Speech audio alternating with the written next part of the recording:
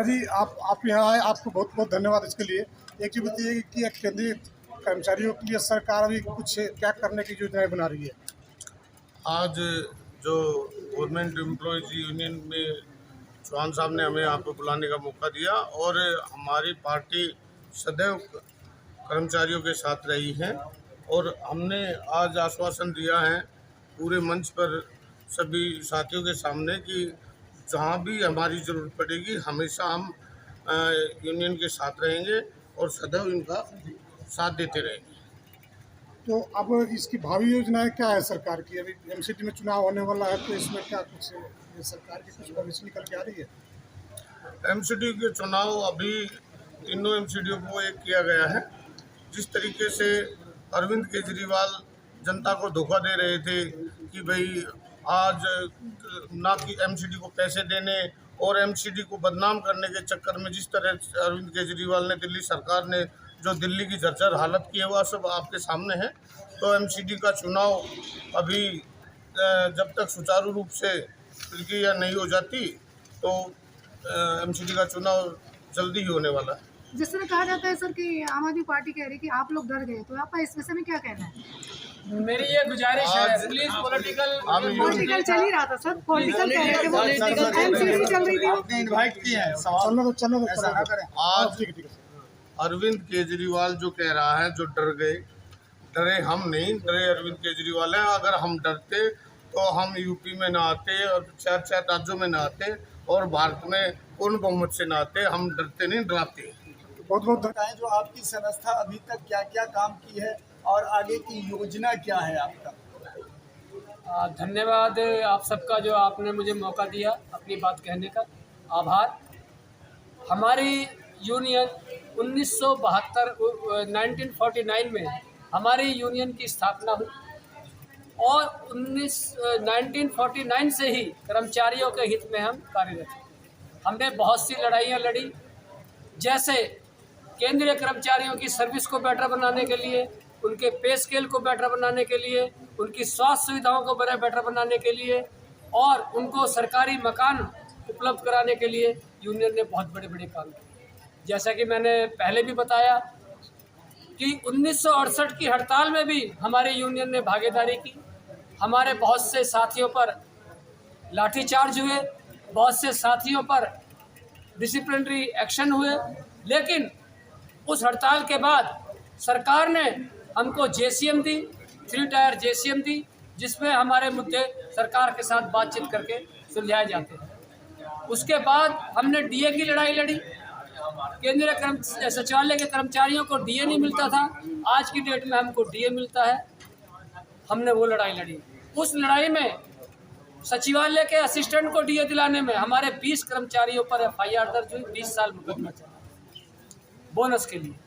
और दोस्तों, इससे भी 40% हमारी पे में इजाफे के लिए 4 सितंबर 1997 में 98% हमारा कर्मचारी हड़ताल पर गया। नतीजा ये हुआ कि 40% हमारी पे में इजाफा हुआ। इसके बाद 7वें पे कमीशन की रिकमेंडेशन थी कि केंद्रीय सचिवालय के असिस्टेंट का पे स्केल जो 4600 ग्रेड पे था उस समय, उसको 4200 करने की रिकमेंडेशन थी जो सरकार करने जा रही थी। हमने जोरदार आंदोलन चलाया, हजारों की संख्या में कर्मचारियों ने इसमें शिकस्त की और सरकार को वो अपना स्टेप वापस लेना पड़ा। आज का मुख्य आयोजन, आज का हमारा मुख्य आयोजन हमारा सेमिनार है। इसमें क्या ये तो आपने उपलब्धियां पूछी थी। हमारी भावी जो हमारी मांगे हैं, जैसे हमारे असिस्टेंट का जो अभी उसकी प्रमोशन नहीं हुई है, उसकी सेलेक्ट लिस्ट जारी नहीं कर रहे हैं, उसके लिए हमारी मेन मांग है। और हमारे एमटीएस की प्रमोशन नहीं हुई है, उसके लिए हमारी मेन मांग है। मैं आपसे गुजारिश करूंगा कि आप हमारी इस मांगों को अपने प्रिंट मीडिया, इलेक्ट्रॉनिक मीडिया में दिखाएं। और एक गुजारिश और करूंगा, ज्ञापन हम अपने अभी सभी मीडियाओं को ज्ञापन देंगे, उस ज्ञापन को आप छापें और हमारी मांग को प्रमुखता से दिखाएं ताकि सरकार पर एक दबाव बने। साथ साथ में एक गुजारिश और करूंगा, हमारे बीच में हमारे पवन कुमार जी हैं, वो आएँ और विशेषकर असिस्टेंट के मुद्दे पर वो अपनी बात आपके सामने। असिस्टेंट है, सहायक अनुभाग अधिकारी का जो है पिछले कई सालों से सिलेक्ट लिस्ट अभी तक जारी नहीं हुआ है, मल्टीपल कोर्ट केस है। तो डीओपीटी से सिर्फ हाथ जोड़ के यही गुजारिश है कि उसको किसी तरह से सारे स्टेक होल्डर को बुला करके बात करके इमीडिएट उसको सॉर्ट आउट करे और सिलेक्ट लिस्ट जारी करे, जिससे कि प्रमोशन जो है कि गाड़ी आगे बढ़ सके। ये सबसे बड़ी डिमांड है इस डिपार्टमेंट में। और डीओपीटी जो है इस पर पता नहीं हाथ धो के पीछे पड़ी हुई है या बैठी हुई है, ये तो समझ में किसी को आ नहीं रहा है। सारे लोग परेशान हैं, एक एक करके आप जिससे भी बात करेंगे सारे लोग परेशान हैं। और यही आप लोग से भी गुजारिश है कि इसको जो है सो ये बात जो है सरकार तक पहुँचे, डीओपीटी के अधिकारियों के कान तक, कि इतने दिन से जो लंबित मामला है सब लोग जो है सो डे बाय डे जितने भी लोग हैं वो लोग रिटायर होते चले जा रहे हैं। हर महीने में 2-4 रिटायर होते चले जा रहे हैं विदाउट जो प्रमोशन बेनिफिट लिए हुए। इनको अभी सिर्फ लॉस नहीं हो रहा है, जब तक ये जिंदा रहेंगे तब तक इनको पेंशन में इसकी लॉस हो। तो इसको जो है ध्यान में रखते हुए ये मुद्दा बहुत ही जो है मतलब कि बर्निंग इशू है सेंट्रल सेक्रेटेरियल के लिए। बताइए सर अपनी बात में। सामने इधर। भाई साहब की तरफ देखिए। जी बताएं। सेंट्रल सेक्रेटेरिएट के नॉन गजेटेड एम्प्लॉय यूनियन के सभी पदाधिकारियों को हमारी नमस्ते। मैं Baijnath ex president non gazetted union.